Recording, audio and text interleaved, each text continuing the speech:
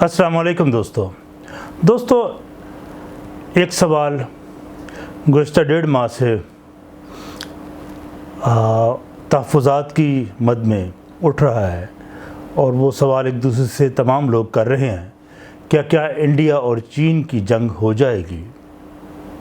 यकीनी एक बड़ा अहम सवाल है और ये वो सवाल है जिसने इस खित्ते पर इसके असरात मुरतब कर रहे हैं। इंडिया और चीन के लद्दाख पर झड़पों ने माहौल को गरमा दिया।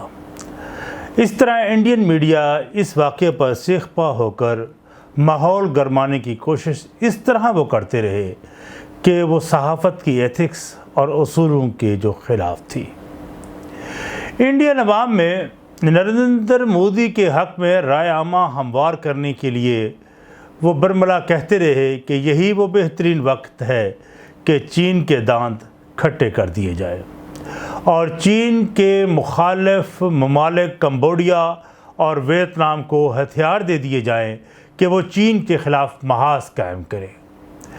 एक दिन तो इंडियन एक निजी चैनल जी न्यूज़ के एक प्रोग्राम DNA में एक तबसरे पर मैं खूब हंसा जब किसी तज्ज़ियाकार ने कहा कि यही वक्त है कि चीन को सबक सिखाया जाए कि वो लद्दाख में आकर फंस गया है। इस बार इंडियन आर्मी उन्हें वो सबक सिखाएगी कि वो नस्लों तक उसे फरामोश न कर सकेगा। इस तरह के तबसरों और जज्बाती बातों से अपनी आवाम को तो वो बहका सकते थे लेकिन दुनिया को हरगिज़ नहीं, जो पूरी तरह उन पर नज़रें जमाए उनके हर पल की खबर ले रहे हैं। वैसे भी इंडिया को 1962 की जंग चीन से जंग तो याद ही है, जिस शिकस्त फाश ने जवाहरलाल नेहरू को हज़ीमत में इस कदर मुब्तला कर दिया कि वो इसी गम में ही 2 साल बाद आन-जहानी हो गए। इंडियन मीडिया ने अगरचे ये खबर नशर की कि चीन की फ़ौज 15 जून वाली पोजीशन से 2 किलोमीटर पीछे चली गई है, लेकिन इंडियन फ़ौज के बारे में उन्होंने बताना पसंद नहीं किया कि इंडियन फ़ौज इस पोजीशन से कितना पीछे हो गई है। जो उन्होंने 15 जून में वहाँ चौकियाँ कायम की थी और चीन के साथ मामलात तय करने या पुरअमन हालात लाने के लिए किन शराइत को तस्लीम किया।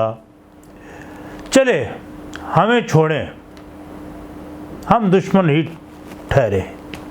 क्या उन्होंने अपनी आवाम को भी उन शराइत के हवाले से इन्फॉर्म किया, उन्हें एतमाद में लिया? हरगिज़ नहीं। दरअसल दोनों ममालिक के माबैन माहौल की कशीदगी में फिल वक्त कमी की बड़ी वजह 2 तरफ़ा तिजारत भी है जो 90 अरब डॉलर से तजावज़ कर चुकी है। इस वक्त चीन इंडिया का सबसे बड़ा तिजारती शराकतदार है। पिछले साल यानी 2019 में इंडिया से चीन ने 64 अरब डॉलर की एशिया इंपोर्ट की थी। इन एशिया में मोबाइल फ़ोन से लेकर भारी सनती मशीनरी तक बेशुमार आइटम थे।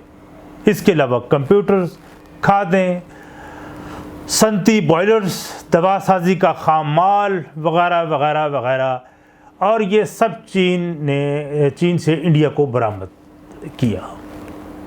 और अगर ये तिजारत बंद हो जाए तो चीन की निस्बत इंडिया को ज़्यादा नुकसान होगा।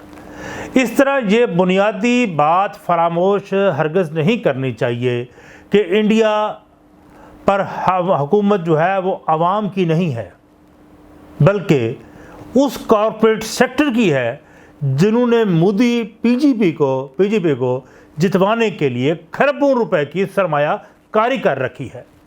ये याद रखने की बात है दोस्तों। इलेक्शन से पहले पीजीपी के साथ इंडिया के सरमायाकारों और बड़े बड़े ताजर ग्रुप्स ने 12 मीटिंग्स की, जिनमें बहुत से MOUs पर इत्तफाक हुआ اور انڈیا کا سرمایہ دار اتنا سیانہ ضرور ہے کہ وہ اس طرح کی مہم جوئی میں اپنا نقصان نہیں کر سکتا، اور ویسے بھی عالمی معاشی منڈیوں میں سرمایہ دار کے لیے وطنیت یا اخلاق جیسی باتوں کی کوئی وقت نہیں، اس لیے منافع ہی اس کے لیے سب کچھ ہوتا ہے، وہ بھی ان کے اپنی شرائط اور سہولت پر۔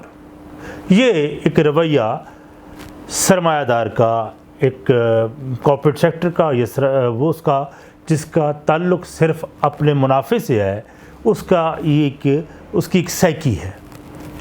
چین کے ساتھ تجارت انڈیا کی ٹوٹل انٹرنیشنل ریکارڈ کا ٹریڈ کا تقریباً 12.5% ہے، جبکہ چین کا انڈیا کے ساتھ صرف 2.5% ہے۔ اس لیے جب چین کے ساتھ جنگ ہو تو تجارت بند ہو جائے گی، جس سے انڈیا میں متعدد کمپنیاں بند ہو جائیں گی، جہاں چین سستی مصنوعات تیار کر کے انڈیا کو فراہم کر رہا ہے۔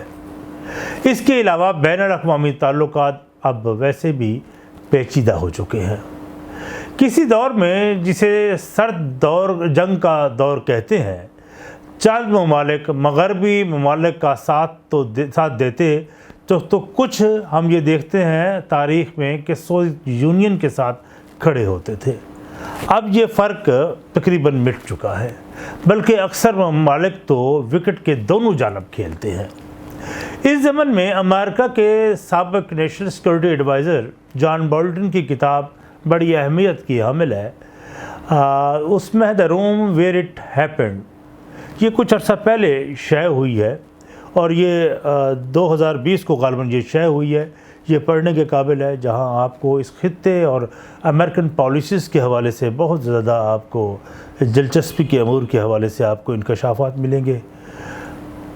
وہ اس میں ایک ذکر ہے کہ G20 کا سربراہی اجلاس ہے، انہوں نے کہا کہ اس سال کے اوائل میں ہوا، تو وہاں پریزیڈنٹ ٹرمپ کی چین کے صدر سے ملاقات ہوئی، جس میں ٹرمپ نے صدر شی سے امریکہ سے گندم اور سویا بین درآمد کرنے کی درخواست کی، کیونکہ یہ دونوں اجناس امریکہ کے وسطی ریاستوں میں خوب ہوتی ہیں، اور جہاں کے بڑے کاشتکار اور تاجر ٹرمپ کے بڑے سپورٹرز ہیں۔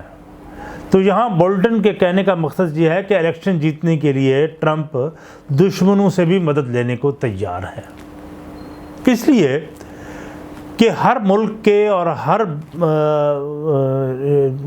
ریاست کے اپنے مفادات ہوتے ہیں، اور وہ اپنے مفادات کی نگہداشت کے لیے منصوبہ بندی کرتی ہے۔ تو انڈیا بھی اسی تناظر میں نقصان کا سودا نہیں کرے گا۔ جس طرح 15 جون کو چین انڈیا میں لداخ میں جھڑپوں کا سن کر امریکی وزیر خارجہ نے انڈیا کی حمایت میں بیان دیا، تو روس نے بھی چین اور انڈیا کو معاملے پر کول ڈاؤن ہونے کو کہا، اور یہ اس لیے کہ جب دو نیوکلیئر ممالک کے مابین تعلقات بگاڑ پیدا ہو کر جنگ کی طرف گامزن ہوتے ہیں تو پوری دنیا الرٹ ہو جاتی ہے۔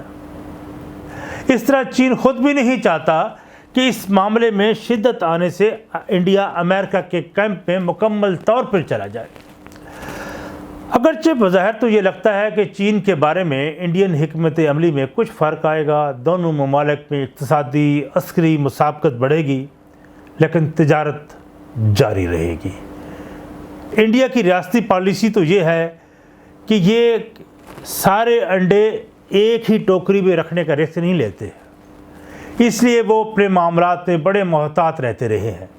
لیکن اس بار مودی کی پالیسی کی وجہ سے علاقائی امن کو نقصان ہوا، اقتصادی ترقی، خوشحالی کا خوابوں کی عوام کو بڑی بھیانک تعبیر اب مل رہی ہے، کیونکہ اگر وہ پاکستان کے ساتھ معاملات پرامن طریقے سے حل کر لیتے تو بھارت کو سینٹرل ایشیا تک پہنچنے میں بآسانی رسائی مل جاتی، لیکن گلگت اور بلتستان پر بھارتی حملے کے منصوبے نے ان کے ان خوابوں کو چکنا چور کر دیا۔ اس بار تو چین سے ویسے بھی پنگا نہیں لے سکتا، کیونکہ وہ ایک ہی وقت میں چین اور پاکستان دو محاذوں سے نپٹنے سے قاصر ہے۔ لہٰذا وہ چین کے ساتھ امن کا خواہاں ہی ہوگا اور وکٹ کے دونوں جانب کھیلتا رہے گا۔ وہ مغربی ممالک سے اسی تناؤ کا فائدہ اٹھاتے ہوئے اپنے لیے فائدے ڈھونڈے گا جو اس کی بڑی مدت سے شدید خواہش تھی۔ اس دور میں امریکہ سے اسلحہ بھی وہ خریدے گا، لے گا، مغربی ممالک سے حمایت بھی لے گا، اور سب سے اہم بات، سیکورٹی کونسل میں اس کی مستقل رکنیت کے حوالے سے بھی ایک اس کی شدید خواہش جو 72 سال اس کو ہو چکے ہیں، جہاں وہ چاہتا ہے کہ سیکورٹی کونسل میں کی مستقل رکنیت اسے مل جائے، تو وہ اس طرح کے مہم جوئی سے پرہیز کرے گا۔ اور اس لیے کہ جنگ چین سے ہو یا پاکستان سے بھی ہو، وہ اس کے لیے مہلک ہوگی۔ تو میں سمجھتا ہوں کہ شاید جنگ کے امکانات مجھے نظر نہیں آتے، کیونکہ میں نے اپنے تئیں جو تجزیہ پیش کر سکتا تھا اپنی سمجھ بوجھ کے مطابق وہ میں نے پیش کیا، اور یہ ایسا ہی لگتا ہے کہ چین ایسی مہم جوئی سے اوائڈ کرے گا اور کوشش کرے گا کہ اپنے ان کارپوریٹ سیکٹرز کو اور اپنے سرمایہ کاروں کو بھی ناراض نہیں کرے۔ بہت شکریہ۔ میں آپ سے ریکویسٹ کروں گا کہ آپ تلاش حق عامر ہاشمی کے چینل کو سبسکرائب کریں اور بیل آئیکن کے بٹن کو بھی پریس کریں تاکہ آپ کو بہتر ویڈیوز ملتی رہیں۔ بہت شکریہ۔